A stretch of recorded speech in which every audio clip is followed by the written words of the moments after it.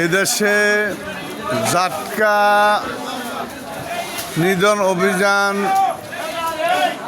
বন্ধ থাকার কারণে জেলেরা ছোট ছোট জাটকা মাছ ধরে নদী থেকে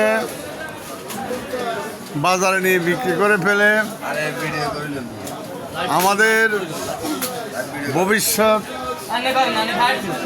প্রজন্ম ইলিশ মাছ খাওয়া থেকে বঞ্চিত হবে। সাধারণ গরিব দুঃখী মানুষ ইলিশ মাছ কিনতে পারবে না, কারণ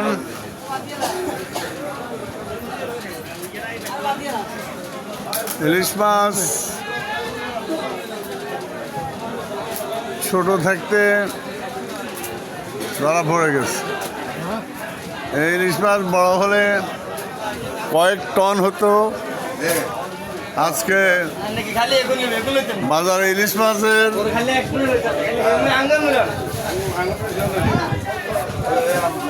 ভয়াবহ পরিস্থিতি, তাই মাননীয় মহোদয়ের দৃষ্টি আকর্ষণ করছি, আপনারা জাটকা জাল যেখানে তৈরি হয় জাল তৈরি বন্ধ করে দেন এবং উপযুক্ত শাস্তি দেন।